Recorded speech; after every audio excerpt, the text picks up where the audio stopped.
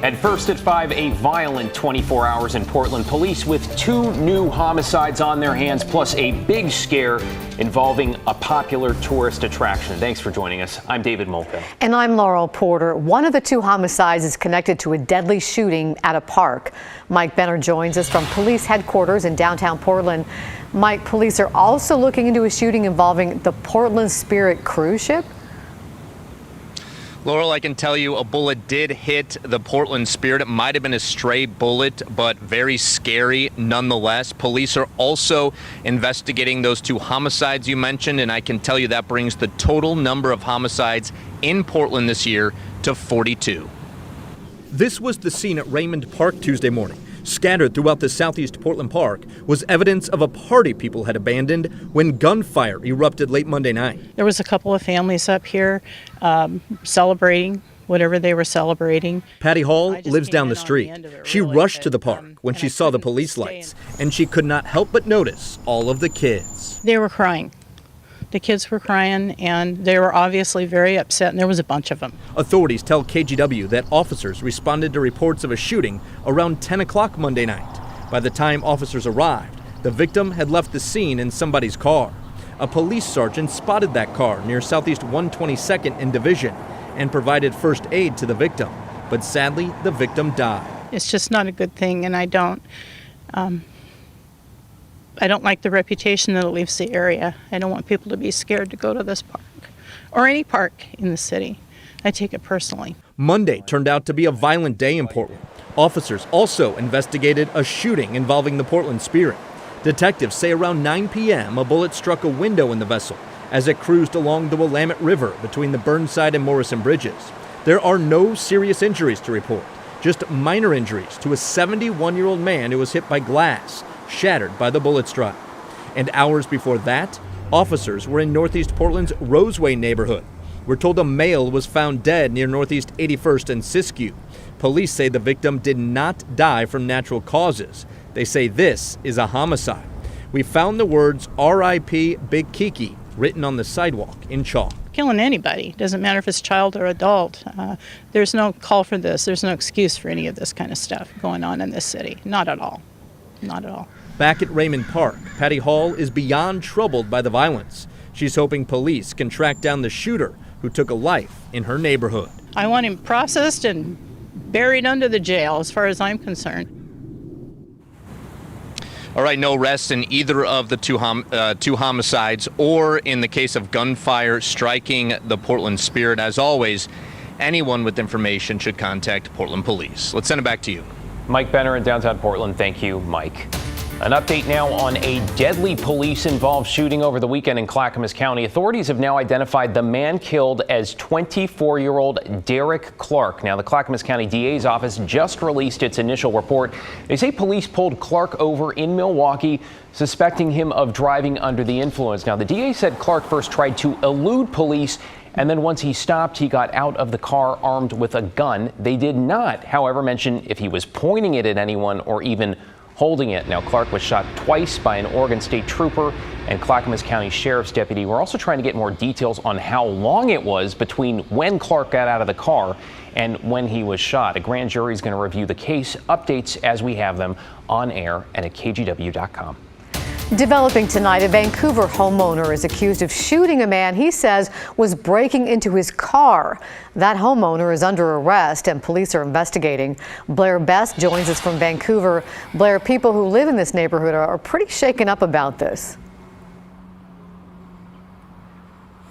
Laurel, we're on the corner of 148th Avenue and 1st Street, and this is the driveway where the shooting happened at around 2 o'clock this morning. Now, police say a man was found breaking into this white car. You can still see all the glass there on the ground when the homeowner came out and shot him multiple times right here in this driveway. Now, neighbors say nothing like this has ever happened here before.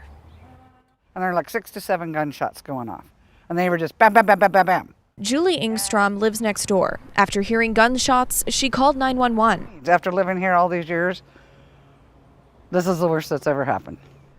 Police say the homeowner, 33-year-old Jacob Cantrell, also called 911, reporting he had found a man breaking into his car with a shovel and shot him multiple times in the driveway. The victim is in the hospital in critical condition. Police haven't said exactly what happened during the altercation, but they did arrest Cantrell and charged him with assault. One of the bullets went through Ingstrom's RV. And you'll see that it came up here and hit this right here, right up the top here. It goes straight through here. It also was kind of surreal this morning. Yeah, it happened at the house right there. Belinda Olive Beltran's family lives across the street. My granddaughter woke up. She heard the bullets, and she was terrified. Bullets don't have no names. It's just horrible. There's lots of families in this neighborhood. I have children too, and I'm only 2 houses down, so it's a little unsettling to know that. Now, the victim is still in the hospital in critical condition, and Cantrell is being held in the Clark County Jail. And the Major Crimes Unit is still investigating. David, Laurel. Thank you, Blair. Tragic news tonight for the Portland Trailblazers family. Caleb Swanigan, a former player, has died. He was just 25 years old. Swanigan died at a hospital in Fort Wayne, Indiana. The coroner attributed his death to natural causes. The Blazers drafted Swanigan in 2017 after he was a star in college for Purdue. He played 3 NBA seasons between the Blazers and the Sacramento Kings. A number of his former teammates are honoring him tonight. That includes Damian Lillard, Yusuf Nurkic, Anthony Simons, and others. They express condolences and wish Swanigan's family the best in this very difficult time. Well, let us talk about COVID-19 now, because doctors in Oregon say the moment is finally here. Families can now vaccinate children under 5 against COVID. North of the Columbia, you're looking at a few more days, health officials say there, because of supply. Galen Etlin takes a look at what parents can expect. Legacy is one of Oregon's hospital systems already receiving COVID vaccine doses for kids, and rollout is happening this week. Incredibly excited about this. Dr. Wendy Hassan is medical director for the Randall Children's Hospital, ready to start vaccinating children under 5. She sees medically vulnerable kids in the ICU every day and is a mom to 2 kids under 5. Every parent wants the same thing, which is for their child to live a full, healthy, and safe life. And the COVID vaccine is a way for us to do that. Oregon Health Authority says the state is receiving tens of thousands of smaller COVID vaccine doses for kids this week after many months of waiting for federal approval. How does it feel now to take this step forward? You know, I'm just so thrilled for families of children in this age group. Dr. Eliza Hayes-Bakken with OHSU Dornbecker Children's Hospital is helping organize weekend vaccination events by appointment for families with kids 6 months to 5 years old. Unfortunately, COVID is now one of the top 10 leading causes of death in children in this age group. Legacy, Kaiser, and local clinics are also organizing child vaccinations, most requiring appointments for now. The Moderna vaccine is 2 doses and provides immunity in about 6 weeks.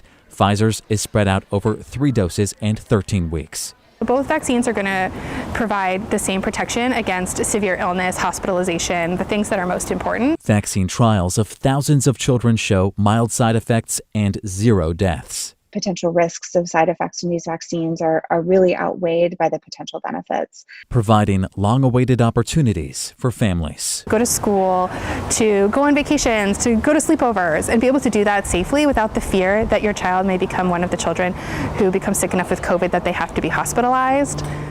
You'll want to check with your child's doctor for an appointment or use Oregon's Vaccine Finder tool online. And we've got resources linked on KGW.com. Galen Etlin, KGW News.